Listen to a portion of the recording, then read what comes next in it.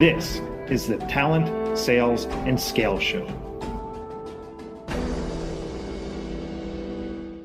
There's a couple of different ways that people learn. And it seems like you and I learn through audio. So I cannot read a book. It goes in one eye and out the other, right? So I had to listen to Andy Paul's book on an audio book. I can do video, but I tend not to watch the video. I put it on 2X. I put a podcast on 2X. That way I consume information much more quickly, right? Right. So would it very much depend on how they consume content and how they learn as to whether or not an internal podcast would be good?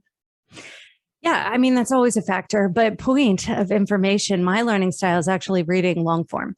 But as part of my ADHD, I'm hypersensitive. And we were joking around before the call about, it being a superpower.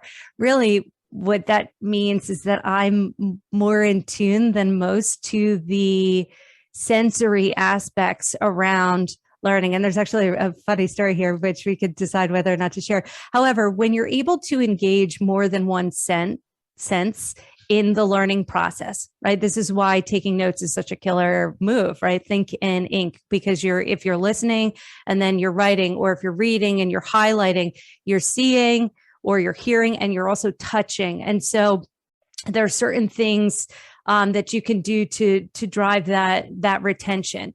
But I think that there's also some shifts in like just learning trends that are a little bit different than the, like, let's say old school learning styles. For example, micro learning is another big one. Micro learning in that you cut your content. Why don't you define that a little bit? Because although that term's been around for maybe half decade or so, I don't think a lot of people even know about it. So can you hit what that means real quick? Sure. So it's funny because I actually just changed the format on my show to accommodate this. I've been thinking a lot about this one, friends. All right. So micro learning. It's the concept of, it's like, I like to match micro learning with real-time learning as well. So let's say I don't know, just left the city and moved down to the Jersey Shore, and I got a car, but I didn't get AAA yet. And I haven't owned a car in a long time, but I get a flat tire, right? Randomly, because I bought an old one and I don't have a car payment. But if I'm sitting on the side of the road with a flat tire, and without access to AAA, like I think we all know, I would really just call it a tow truck, but just go with me, friends. I would, if it was light out and there was a lot of space on the side of the road and I was in a like adventurous mood, I would decide to try to change the tire. So what would I do in that moment? I would do what everybody else on the planet would do. And I would grab my phone and open up YouTube and look for a tutorial, a 5-minute tutorial on how to change the tire. And I would watch the video. Maybe I'd watch it again the second time, and then I would bring it outside and I would watch it while I'm physically changing the tire. Then the tire is changed. I have acquired the new skills and I am on my way. That is a micro learning opportunity. And so let's say in sales enablement, and we're doing a podcast series, and it's on like how to calm your nerves right before a big meeting, or how to prepare for a meeting once you schedule it. And so a 10-minute content item, just going through the exact things that person needs to learn or wants to learn in that moment. And so when you are able to collapse the time frame from learn something to try it, right? That's always a win on the retention front, but also it's far more, I think, like respectful of the other person's time too, because they don't have to dig through or work as hard to find the nuggets. And so that is what micro learning is. Yeah. So micro learnings is kind of like the Reader's Digest, the abridged version, the highlighted bullet points. So whenever you go through it, you can go back to it pretty darn quickly. And go ahead.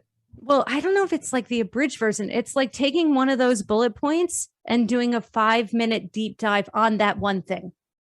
Which is what people are looking for anyway, because when they get to that step, they're like, how do I do that again? And then they're going through an hour's worth of training to try to find the 3-minute, 5-minute vignette, which that's what you're doing, is all of these vignettes right there at the fingertips.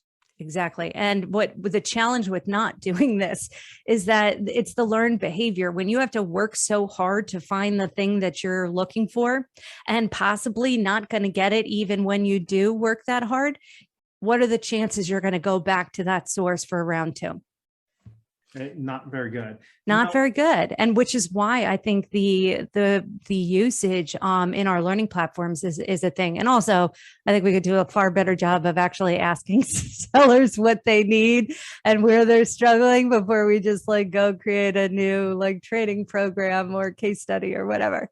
Yeah, and that's also helps. There's not a whole lot new under the sun, right? It's just how do you do it a little bit differently, bring different perspectives, and everyone learns a little bit different. The personalities are a little bit different, and you can't do a one size fits all. That's one of the things that drive me crazy about the education system is they completely leave out so many people that don't have that fixed mindset, academic mindset, more that entrepreneurial spirit. People like you and I that cannot sit for more than like 10 minutes. That's why I'm at a standing desk all the time. I have not sat down yet because I can't. It's just impossible. And most organizations don't teach to that. They teach very systematically, academically, very in a boring way that doesn't help me. And I don't know if it helps you or not.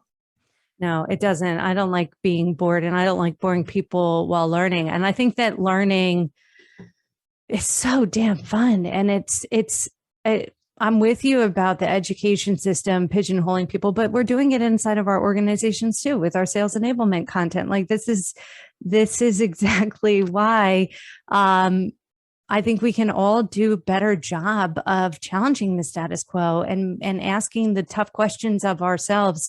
Why am I doing it this way? How did it come to be? And who says that it can't be better?